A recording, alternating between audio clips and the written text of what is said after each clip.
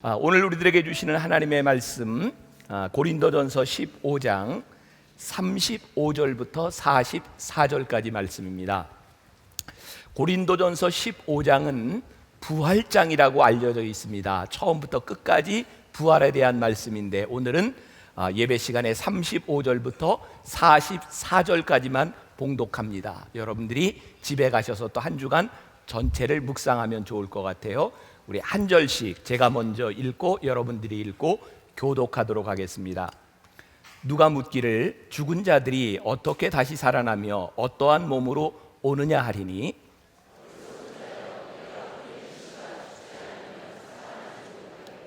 또 내가 뿌리는 것은 장래의 형체를 뿌리는 것이 아니요 다만 밀이나 다른 것의 알맹이 뿐이로되,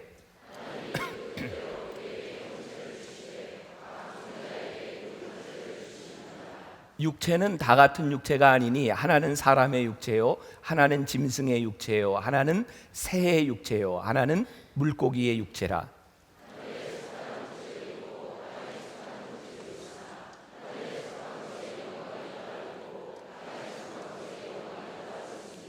해의 영광이 다르고 달의 영광이 다르며 별의 영광도 다른데 별과 별의 영광이 다르도다.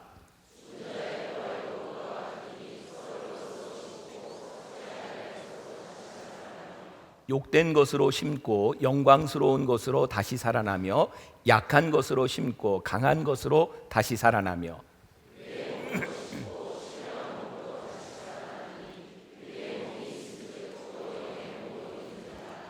아멘.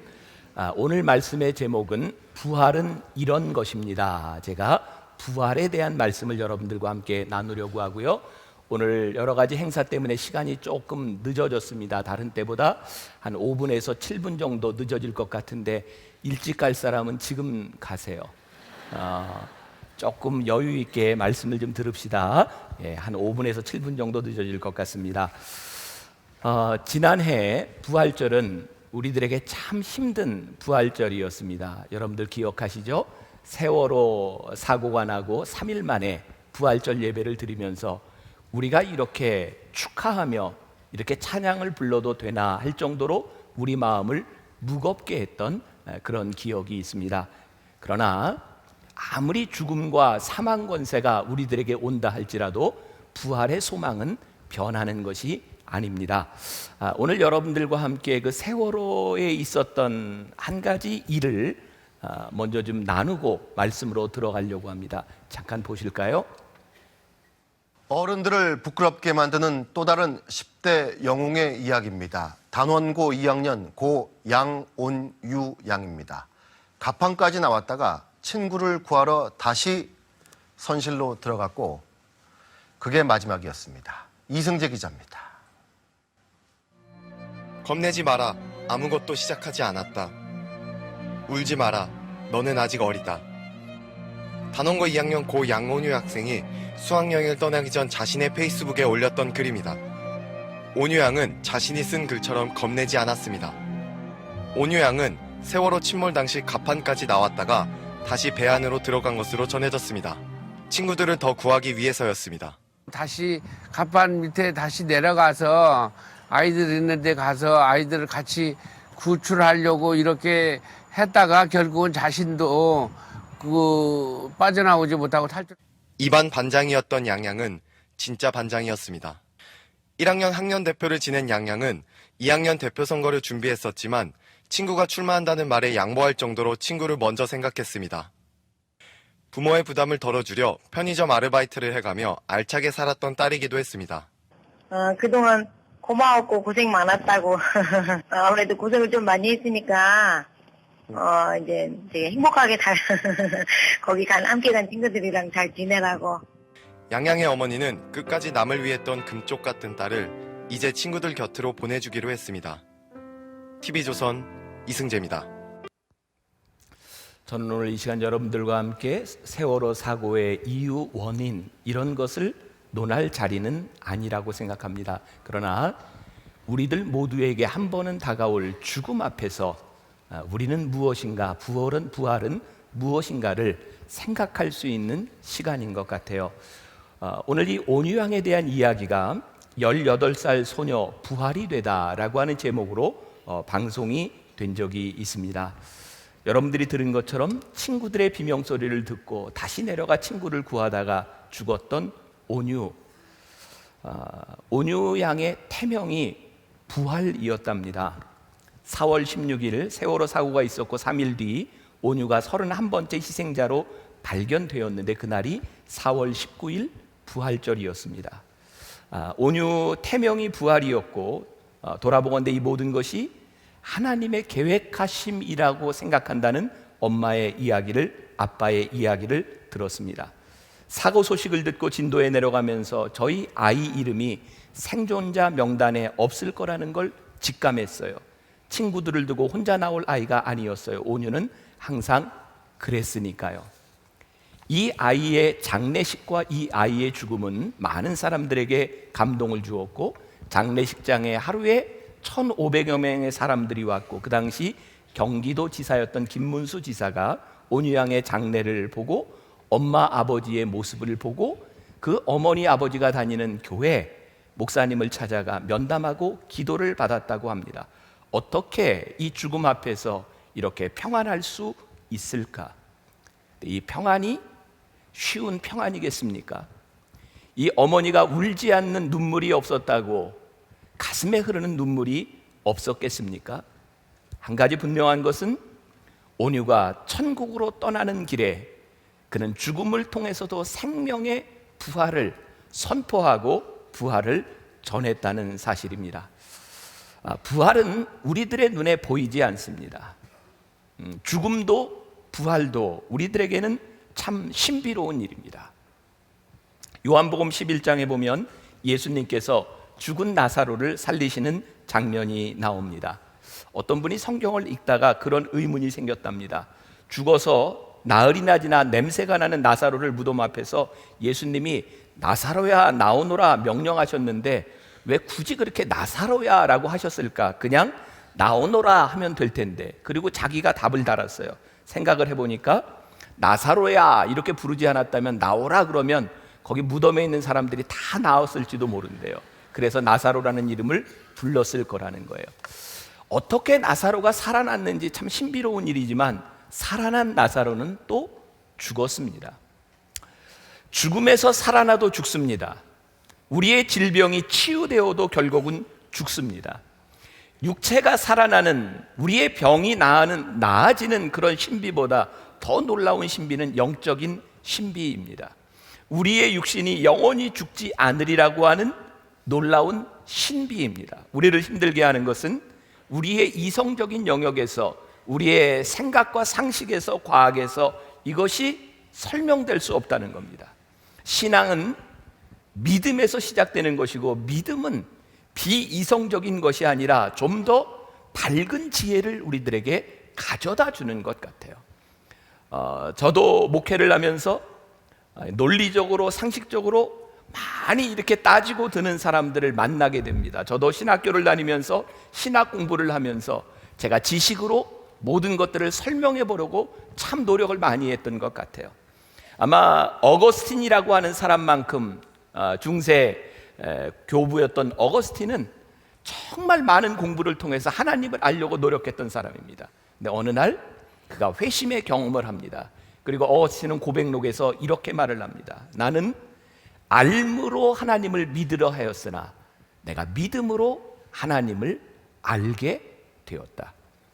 사실 우리들이 알므로 하나님을 믿을 수 있는 것이 아니라 믿음으로 하나님을 알게 되는 이 진리, 이것은 어쩌면 신비의 영역이기도 합니다.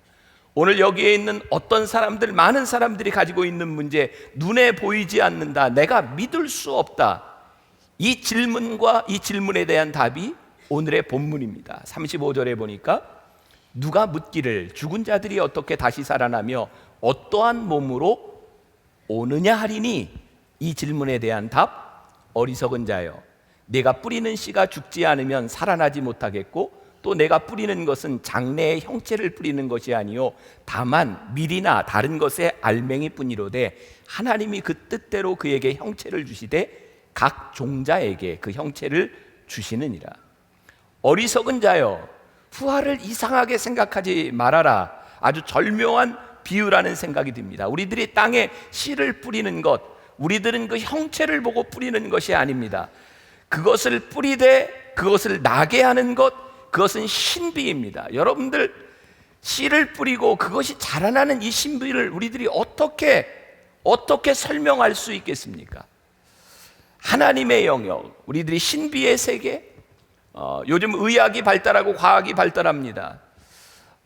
이제 많은 생명공학들, 여러 가지들, 사람을 살리는 일들, 앞으로 미래에 어떤 일이, 어떤 엄청난 일이 일어날지 우리들이 상상할 수 없는 일들이 벌어지게 될 것입니다. 그러나 분명한 것은 그 모든 일이 생명체에서부터 시작되고 있다는 사실입니다. 우리가 창조를 믿으면 그 어떤 것도 우리들에게 걸림돌이 되지 않는데, 우리를 창조하신 하나님을 믿지 못하면 그 어떤 것도 우리들에게 풀려지지 않습니다. 창조는 우리의 과학과 지식과 설명이 가능한 것이 아니라 믿음으로 하나님의 창조를 우리들이 고백하지 않으면 설명될 수 없는 일들이 너무나 많은 거예요. 왜? 그것은 신비한 일이기 때문입니다. 불교에서는 윤회사상을 이야기합니다. 내가 착하게 살면 다음 세상에 무엇으로 태어날 것이다. 윤회사상이 사람들로 하여금 착하게 살아야 하는 동기를 유발할지 모르지만 그 윤회사상은 생명의 근원을 설명하지 못합니다. 우리들이 낳고 성장하고 죽고 소생하는 이 놀라운 일들, 이것은 신비로운 일이지만 하나님께서 하시는 일이라고 오늘 사도 바울은 우리들에게 조목조목 설명하고 있습니다. 식물을 들어서 여러분들, 저는 농사를 지어보진 않았지만 예전에 시골에 저희 외할머니 댁에 가서 보면 늘 그런 게 있었던 것 같아요. 옥수수를 다 먹는데 안 먹고 걸어놓는 옥수수가 있어요. 그죠? 그런 옥수수를 뭐라고 그러죠? 씨종자. 참 고마워요. 여기 찬양대 2부에도 대답을 잘 해줬는데, 언젠가 신문에 보니까 3,000년 전에 죽은 미이라 손에 쥐었던 밀이 발견이 됐어요. 3,000년 지난 밀이 적당한 온도에서 배양을 했더니 거기에서 싹이 납니다. 우리가 너무 그냥 편안하게 생각하는 이 신비를 우리들이 어떻게 설명할 수 있을까? 동물들을 보면서 그런 생각하지 않으세요? 저는 수년 전에 우리 교인들과 함께 사할린에 영성훈련을 인도하러 가서 이렇게 연어를 잡은 적이 있어요. 제가 정말 놀라운 건 연어가 얼마나 많은지, 거기 있는 사람들은 연어를 포크레인으로 잡아요. 이렇게 떠요, 연어를. 그래서 우리 선교단원들은 영성훈련을 마치고 나서 이제 연어를 잡으러 갔는데, 바다에서부터 연어가 육지로 올라오잖아요. 거기 있다가 몽둥이 들고 올라오는 연어 이렇게 한 마리씩 때려가지고 잡았던 기억이 있어요. 열흘 동안 사할린에 있으면서 제일 심한 욕이 연어나 먹어라. 그게 제일 심한 욕이었어요. 열흘 동안 아침, 점심, 저녁으로 연어를 먹었던 게, 연어 정말, 연어 알도 먹잖아요. 그죠? 연어 알이 눈보다 조금 작습니다. 그 알에서 연어가 생긴다는 거 참 놀랍지 않습니까? 이 정도 가지고 안 놀라면 캐비어 있잖아요. 캐비어 훨씬 더 작습니다. 그런데 그 캐비어가 상어가 됩니다. 동물의 영역에도 식물의 영역에도 우리들이 논리적으로 설명할 수 없는 생명의 신비들이 그 가운데 있어요. 사도 바울은 이렇게 말을 합니다. 부활도 이러한 신비다. 오늘 우리가 읽은 본문 말씀인데 39절부터 보니까 육체는 다 같은 육체가 아니니 하나는 사람의 육체요, 하나는 짐승의 육체요, 하나는 새의 육체요, 하나는 물고기의 육체라. 하늘에 속한 형체도 있고 땅에 속한 형체도 있으니 하늘에 속한 것의 영광이 따로 있고 땅에 속한 것의 영광이 따로 있으니 해의 영광이 다르고 달의 영광이 다르며 별의 영광도 다른데 별과 별의 영광도 다르도다. 죽은 자의 부활도 그와 같으니 썩을 것으로 심고 썩지 아니할 것으로 다시 살아나며 욕된 것으로 심고 영광스러운 것으로 다시 살아나며 약한 것으로 심고 강한 것으로 다시 살아나며 육의 몸으로 심고 신령한 몸으로 다시 살아나니 육의 몸이 있은즉 또 영의 몸도 있느니라. 우리들이 설명할 수 있는 설명할 수 없는 그 모든 것처럼 우리 육신의 부활도 그와 같으니라. 욕된 것으로 심었지만 영광스러운 것으로 거두는 것이 있느니라. 우리의 약함으로 심었지만 강한 것으로 다시 나는 것이니라. 육의 몸이 있듯이 영의 몸도 있느니라. 우리들이 이해하지 못하는 것으로 끝나는 것이 아니라 그것은 하나님께서 하시는 일이고, 하나님의 신비가 우리들 가운데 찾아오기 시작할 때 부활은 소망이라고 말씀하고 있습니다. 제가 말씀을 준비하면서 보았던 어떤 이야기입니다. 2차 세계대전 중에 독일이 런던을 공습합니다. 포탄이 떨어지는 그 가운데 아버지가 딸아이를 데리고 피신을 해야 돼요. 보니까 폭탄이 떨어졌던 커다란 웅덩이가 있어요. 아빠가 딸을 데리고 내려갑니다. 빨리 내려가자. 아빠가 내려갔습니다. 근데 딸이 이야기합니다. 아빠가 안 보여요. 하늘은 백색 예광탄의 불빛으로 환하게 불타고 있는데 그 밑은 어두워 아무것도 보이지 않는 겁니다. 그때 아빠가 딸에게 말합니다. 딸아, 내가 아빠는 안 보일지 몰라도 아빠는 내가 보여. 뛰어내려. 딸이 뛰어내립니다. 아버지의 모습이 보여서가 아니라 그 아래 아버지가 있음과 아버지가 붙잡아줄 수 있음을 믿기에 딸은 뛰어내립니다. 그것은 믿음입니다. 부활의 소망을 가지고 산다고 하는 것은 우리들이 보았기 때문이 아니라 우리들이 하나님을 믿음으로 부활의 삶을 살아가는 것입니다. 죽음 앞에서 우리들이 하나님을 믿기에 부활의 소망을 가지고 하나님을 의지하며 살아갈 수 있는 것입니다. 또 한 가지 제가 예를 들기 위해서 여러분들에게 만화를 좀 보여드리려고 합니다. 제가 좀 설명할 수 있도록 여러분들 이해를 돕기 위해 잠깐 보겠습니다. Once again, the speck floated right by Horton's ear. Then he heard it again, just a very faint yelp, as if some tiny person were calling for help. And you know what he thought? Why, he thought that there must be someone on top of that small speck of dust. Or even a family. It just might be so. A family with children just starting to grow.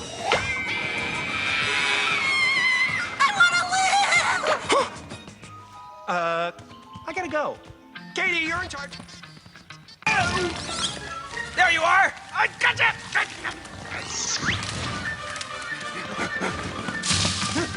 Hi, kids.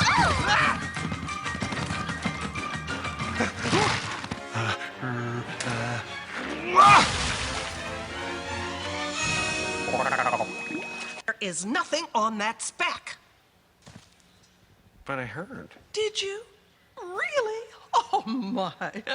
Then how come I don't hear anything? Well, If you can't see, hear, or feel something, it doesn't exist. And believing in tiny imaginary people is just not something we do. 자, 시간이 없어서 그만 Or 봅시다. 자, tolerate. 그만 보고 나중에 집에 가서 좀 보세요. 여기에 나오는 코끼리의 이름이 허튼입니다. 이 코끼리가 살고 있는 이 동네가 룰루랄라 정글입니다. 이 코끼리가요, 귀가 아주 예민해서 티끌 속에 있는 소리를 듣습니다. 살려달라는 소리였어요. 믿어지지 않는 일입니다. 도대체 어떻게 그런 일이 있지? 그래서 이 마을의 대장이 캥거루인데 캥거루에 가서 이야기를 했더니 그런 작은 존재는 없다는 겁니다. 호튼이 말을 합니다. 아니야, 우리가 큰 건지 몰라. 어쩌면 지금 누군가 우리를 내려다보고 있을지도 몰라. 우리는 모르지만 말이야. 그런데 이 캥거루는 이야기합니다. 우리가 보고 듣고 만질 수 없는 것은 없는 거야. 그리고 이 호튼을 협박합니다. 네 말이 거짓이라고 이야기한다면 너를 살려줄 거야. 그런데 이 호튼은 그 작은 티끌 속에 있는 그 세상에 살려달라는 이야기를 듣고 그것을 살리기 위해서 죽음을 각오합니다. 나는 죽어도 저들의 소리를 외면할 수 없어. 나는 그들을 살려야 돼. 저는 이 만화의 영상을 보면서 아마 이 영상이, 이 만화가 그런 복음에 대한 의도가 있지 않을까. 사도 바울이 왜 오늘 이 고린도전서 15장에서 이렇게 심각하게, 이렇게 길게 부활에 대한 이야기를 하고 있을까? 사도 바울이 그렇게 매를 맞고 돌을 맞고 채찍을 맞으면서 그의 생명을 포기하면서조차도 이 부활을 포기하지 않을 수 있는 그 이유가 무엇이었을까? 왜? 죽어가는 사람들을 바라보며 그냥 있을 수 없었던 사도 바울의 마음. 아마 제가 오늘 말씀을 준비하면서 저는 성령님의 인도하심이라고 생각을 하는데, 제가 어제 읽었던 책이 Jesus Continued라고 하는 책 속에 그런 이야기가 나왔어요. 몇 년 전 LA에 지진이 일어났을 때입니다. 땅이 흔들리는 동안 그 책에 나오는 사람이요, 차를 세워놓고 기다렸다가 지진이 가라앉은 다음에 운전을 하고 갑니다. 깜깜한 밤이었는데 이제 하이웨이로 들어서서 이렇게 쭉 가다가 다리를 건너게 되었습니다. 그런데 앞에 가던 차가 갑자기 사라지는 것을 봅니다. 그래서 차를 세워놓고 다가가서 봤더니 다리의 중간이 뚝 떨어져 있는 거예요. 이 사람이 그냥 있으면 안 되겠다 싶어서 차들이 이렇게 오고 있는데 가지 말라고 손짓을 합니다. 그런데 그 차들이 밤에 손을 흔드는 이 사람을 무시하고 그냥 갑니다. 차들이 뚝뚝 떨어집니다. 그런데 저기서부터 큰 버스가 한 대 오는 거예요. 안 되겠다고 생각을 합니다. 그래서 버스 앞에 가서 죽을 각오를 하고 손을 흔들기 시작했어요. 버스 운전사가 하이빔을 치고 빵빵빵빵 하면서 비키라고 합니다. 이 사람이 끝까지 비키지 않았습니다. 그리고 그것을 보게 해줍니다. 버스 운전사와 사람들은 다 내려서 버스를 세워놓고 사람들이 가지 못하도록 거기를 가로막습니다. 저에게 느껴졌던 사도 바울의 마음, 그가 이 부활의 소망과 부활의 신비를 이야기하지 않을 수 없었던 이유, 이 부활을 믿지 못함으로 인하여, 하나님을 믿지 못함으로 인하여 죽어가는 사람들을 바라보며, 아니 사도 바울의 눈에 고린도 교회가 보였어요. 고린도 교회는 하나님을 믿었지만 그들이 부활의 신앙을 갖지 못하고 조그마한 핍박이나 어려움이 다가오면 신앙을 버리는 사람들이 있었고, 그들은 육신의 쾌락과 육신의 정욕에 빠져서 신앙을 버리는 사람들이 있었어요. 사도 바울은 고린도전서 15장 9절에서 이렇게 말을 합니다. 만일 그리스도 안에서 우리가 바라는 것이 다만 이 생에 살 뿐이면 모든 사람 가운데 우리가 더욱 불쌍한 자니라. 내가 너희들에게 부활의 소망을 이야기하고 너희들이 고통 가운데도 참고 소망을 버리지 않고 너희들이 육신의 쾌락과 정욕에 넘어가지 않아야 되는 이유가 있다면 우리의 삶이 이 생뿐이 아니기 때문이니라. 만일 우리들에게 부활이 없다면 우리처럼 불쌍한 사람이 없느니라. 우리들이 살아가고 있는 이 세상에는 두 가지 세력이 존재합니다. 생명의 세력이 있고 죽음의 세력이 있습니다. 우리에게 생명을 주시기 위해 예수 그리스도께서 오셨는데 그 생명으로 가는 길을 잡아 끄는 악한 세력들이 있습니다. 저는 기독교 역사를 바라보며 2000년 동안 어쩌면 이렇게 기독교 역사 가운데는 수많은 이단들이 난무했는가. 지금도 대한민국에 얼마나 많은 이단들이 있는지 몰라요. 참으로 놀라운 것은 지금도 우리나라에 10여 명의 하나님이 활동하고 계신 거예요. 또 10여 명의 예수님도 살아계세요. 자기가 예수라고 이야기를 합니다. 근데 저는 그런 생각을 해요. 이 말씀이 진리가 아니었다면 이 진리를 왜곡하는 사람들이 이렇게 나타날까? 그런데 놀랍게도 이 수많은 이단과 2000년의 기독교의 역사 가운데 부활의 소망과 부활의 신앙이 끝까지 자리 잡고 있다는 거예요. 여러분, 짝퉁이라는 말 들어보셨죠? 짝퉁은 아무거나 짝퉁 만들지 않습니다. 혹시 여러분들 다이알비누 짝퉁을 보셨나요? 럭키치약의 짝퉁을 보셨나요? 그런 건 만들지 않습니다. 짝퉁은 명품들을 만들어서 거짓으로 만들어 파는 겁니다. 여러분, 명품 중에 짝퉁이 제일 많은 브랜드가 뭔지 아십니까? 제가 책으로 본 바로는 루이비통과 몽블랑이 짝퉁이 제일 많답니다. 이유는 간단합니다. 루이비통과 몽블랑은 절대로 세일을 하지 않는답니다. 싸게 팔지 않고 절대로 타협하지 않기 때문에, 절대로 자신의 가치를 포기하지 않기 때문에 짝퉁을 만든다는 겁니다. 마케팅의 귀재라고 불리었던 KTF의 조서환 그 부사장이 쓴 책에 모티베이터라는 책이 있습니다. 재밌는 이야기가 나오더라고요. 물건의 가치를 지키려면 절대로 값을 내려서는 안 된다는 거예요. 값을 내리는 순간 그 물건을 먼저 산 사람들이 실망하게 되고 그 다음부터는 그 물건의 가치가 상실된다는 거예요. 가장 귀한 것일수록 그거를 모방하는 것들이 나옵니다. 그런데 기억해야 합니다. 가짜는 어디까지나 가짜라는 거예요. 바카스가 히트를 치자 똑같은 병 모양, 똑같은 글씨에 유사한 제품들이 수십 개가 쏟아졌고, 비타 500이 히트를 치자 비타 100, 비타 1500 등의 유사 제품들이 수없이 출시됐고, 물 먹는 하마가 인기를 얻자 물 먹는 젖소, 물 먹는 암소, 물 먹는 코뿔소 등 제습제 시장이 완전 동물농장이 되었다. 이런 주변 제품은 얼마나 팔릴까? 팔리기는커녕 바카스, 비타 500, 물 먹는 하마를 소비자의 마음속에 공고히 박히게 하는 역할만 한다. 다시 말해서 1등 브랜드를 더욱 1등으로 만들고 죽음을 만든다는 거예요. 여러분, 우리들이 가지고 있는 신앙, 믿음, 부활의 소망, 이것을 가짜로 만들려고 하는 타협하는 세력들이 그동안 많이 있었어요. 그러나 우리의 신앙은 2000년 동안 이 부활의 소망을 놓지 않았던 사람들을 통해서 여기까지 왔어요. 이것은 절대로 포기할 수 없는 일입니다. 그래서 수없이 많은 이단들이 나올지 몰라요. 그래도 우리들이 포기할 수 없는 것입니다. 그것은 부활의 소망입니다. 어쩌면 우리들이 부활을 믿는다고 하면서 가짜 신앙을 믿고 있는지 몰라요. 어떤 신앙이에요? 우리는 인과응보? 하나님 앞에 내가 이렇게 노력하고 이렇게 최선을 다했으니 하나님께서 나에게 이렇게 축복을 주셔야 기도의 응답이라고 생각하는 것들, 그것은 부활의 신앙이 아닙니다. 만일 우리들이 인과응보의 법칙을 믿는다면 우리 부활의 신앙은 언제 넘어질지 몰라요. 여러분들이 살았던 것만큼 여러분들의 눈으로 결과를 봐야 되는 것이 신앙이라고 생각하면 부활의 신비는 우리들에게 없어요. 부활의 신비는 여러분들의 노력의 결과가 아닙니다. 여러분들의 믿음을 통해 하나님이 행하실 일을 우리들이 보지 못해도 하나님을 바라며 소망을 가지는 거예요. 그래서 사도 바울은 고통과 고난 가운데 있던 사람들에게 너희들이 믿어야 될 것은 부활의 신비라는 거예요. 너희들이 썩을 몸으로 심으면 썩지 않을 몸으로 너희들이 부활하리라는 거예요. 여러분, 기독교가, 우리가 믿는 신앙이 힘이 있는 것은 무슨 이유일까요? 세상 사람들이 보는 것을 보는 것이 아니고, 세상 사람들이 보는 가치를 보는 것이 아니고, 세상 사람들이 보지 못하고 바라보지 못하는 것을 믿음으로 바라보기 때문에 우리들에게 능력이 있고 우리들에게 소망이 있는 것이 아니겠습니까? 사랑하는 여러분, 여러분들 가운데 오늘 여러분들의 인생의 어두움과 절망과 여러분들이 해결할 수 없는 문제를 가지고 여기에 왔을지 몰라요. 아니, 여러분들을 너무너무 힘들게 하는 사람들 때문에, 아니, 여러분들의 믿음을 지켜야 되는 것 때문에 너무너무 힘들게 여기에 와 있는 분들이 몰라요. 만일 우리들이 세상 것을 바라본다면 여러분들의 믿음을 지키지 못해요. 우리가 눈에 보이지 아니하는 부활의 신비와 우리를 살리신 하나님을 바라보며 우리들이 믿음으로 우리를 심는 거예요. 하나님께서 우리를 새로운 생명으로 부활하게 하실 것을 믿기 때문입니다. 사랑하는 여러분, 우리의 영혼이 잠잠히 하나님을 바라보세요.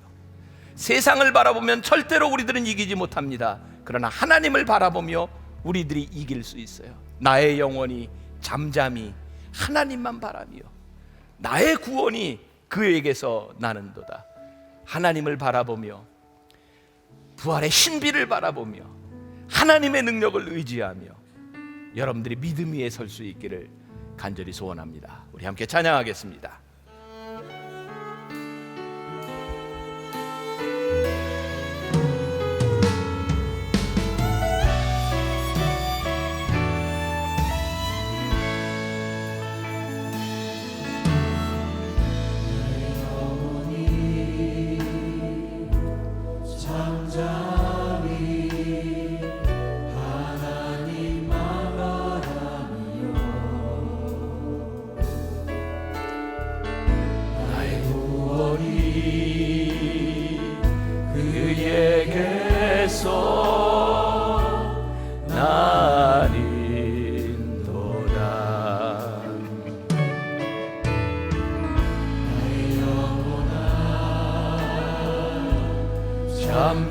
잠잠히 하나님만 바라라. 나의 소망이 저에게서 나는도다.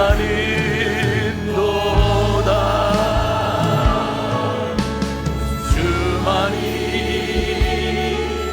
나의 반석, 나의 구원이시니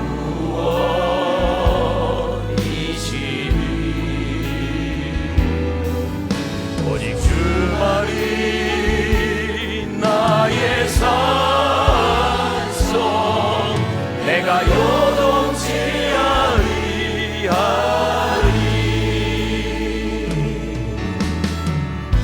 나의 영혼이, 우리 봉헌하며 찬양하겠습니다. 여호와를 갈망하며 나의 입술이 여호와를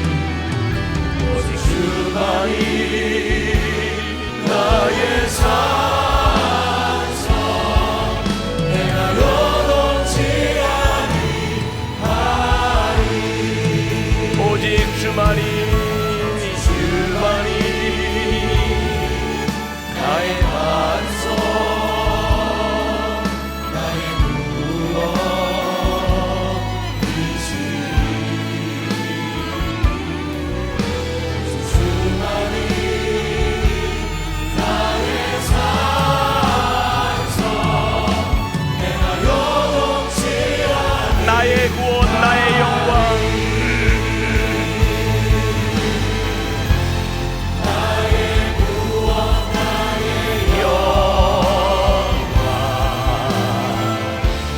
하나님께 있으니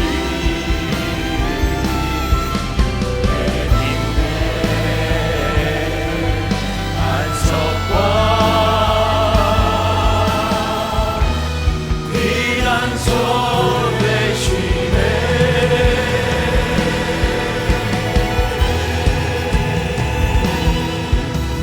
주만이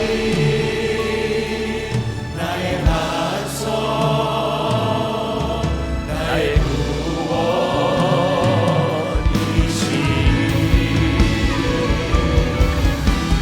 주만이 나의 산성, 내가 요동치 아니하리.